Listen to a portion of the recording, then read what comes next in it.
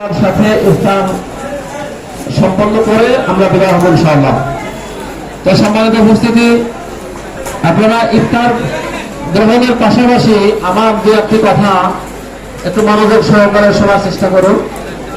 তো সম্মানিত হাজিরিন, আল্লাহ রাব্বুল আলামিন পবিত্র কালাম শরীফের সূরা বাকারার মধ্যে ঘোষণা করেছেন যে রমজানের যে রোজা আল্লাহ তাআলা ফরজ করেছেন, এইটা শুধু আমরা মুসলমান হযরত মুহাম্মদ রাসূলুল্লাহ সাল্লাল্লাহু আলাইহি ওয়াসাল্লামের উম্মতের উপরেই ফরজ, এমনটা নয়।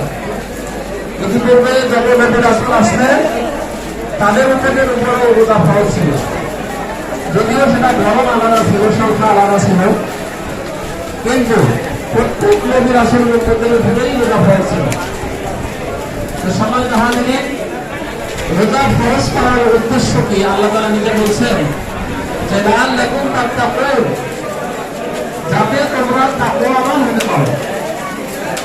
রোজা ফরজ করার জন্য উদ্দেশ্য আল্লাহ, যাতে তোমরা তাকওয়াবান হতে পারো। সম্মানিত হাজিরিন, এই রোজা এমন একটা ইবাদত,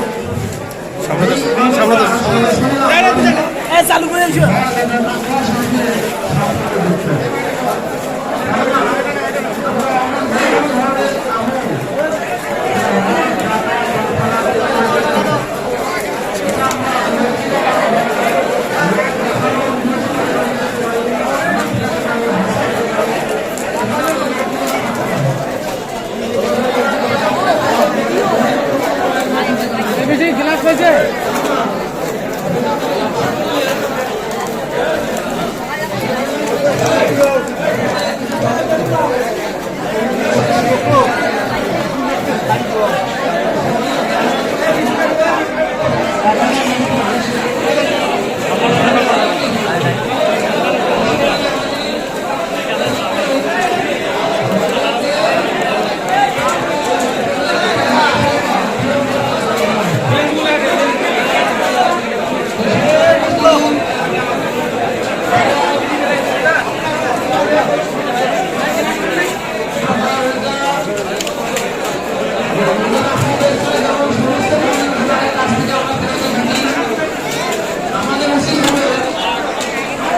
রমজান মাসের পরে বাকি যে 11 মাস আছে, এই বাকি 11 মাসে যাতে আমরা রমজানের রোজার শিক্ষা গ্রহণ করে চলতে পারি, আমরা তাকওয়া ধরে রাখতে পারি, এজন্য আমাদেরকে অবশ্যই আপ্রাণ চেষ্টা করতে হবে। সম্মানিত হাজিরিন, আমরা শুধু রমজান মাসে নামাজ পড়বো, রমজানের পরে আর নামাজ পড়বো না, এটা হবে না।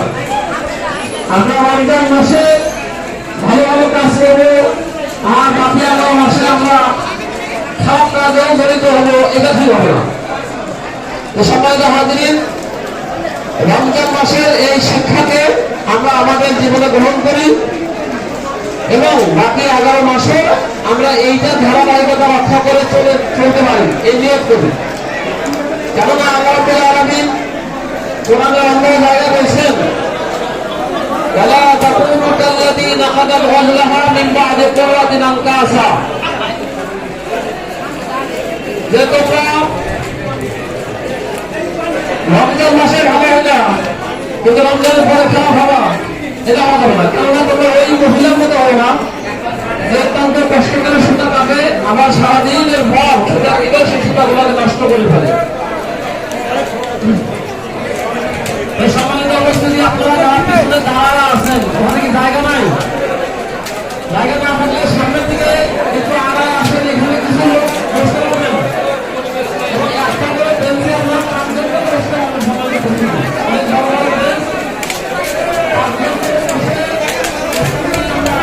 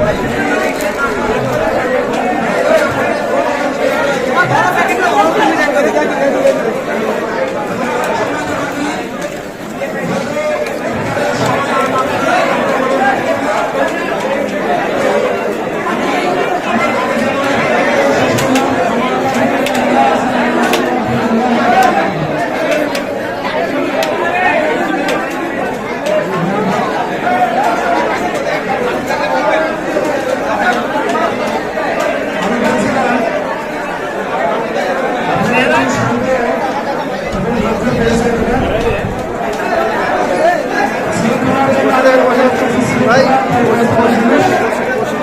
বাইরন না, বসেন বসেন বসেন, বাইরন না, বসেন বসেন। সব ভাইগুলো সুন্দর সমস্ত ভাই সাবজেক্ট করে বসেছি। দয়া করে আরেকজন করে জায়গা দেন, একটু কষ্ট হলেও আরেকজন করে জায়গা দেন। সমাজের উপস্থিতি এ পর্যায়ে আমাদের মাঝে সংযুক্ত আলোচনা আজকে অনুষ্ঠানের সম্মানিত সভাপতি মহোদয় উনি পেশ করবেন। ওনার সংক্ষিপ্ত কথার পরে আমরা ইনশাল্লাহ দেওয়া করবো। এবার সংক্ষিপ্ত বক্তব্য নিয়ে আসছেন বাংলাদেশ জামায়াতে ইসলাম নয়দাবাস ইউনিয়ন শাখার সম্মানিত সভাপতি জনাব মাওলানা আব্দুল কাদির ভাই। আসসালামু আলাইকুম ওয়া রাহমাতুল্লাহি ওয়া বারাকাতুহু। বাংলাদেশ জামায়াতে ইসলাম নয়দাবাস ইউনিয়ন শাখা কর্তৃক আজকে 13 আসরের সম্মানিত প্রধান অতিথি, বিশেষ অতিথি এবং আমাদের মাঝে উপস্থিত আছেন কর্তব্যরত সেনের প্রধান শিক্ষক মহোদয় এবং সামনে উপবিষ্ট আমার দিনদার মোত্তাকিন, বিভিন্ন দায়িত্বশীল এবং রোজাদার বিন্দু, আবার আমি সালাম দিচ্ছি আপনাদেরকে। আসসালামু আলাইকুম ওয়া রাহমাতুল্লাহি ওয়া বারাকাতুহু। যে মহান আল্লাহ তাআলা আজকে আমাদেরকে প্রায় আসর রাত থেকে এই পর্যন্ত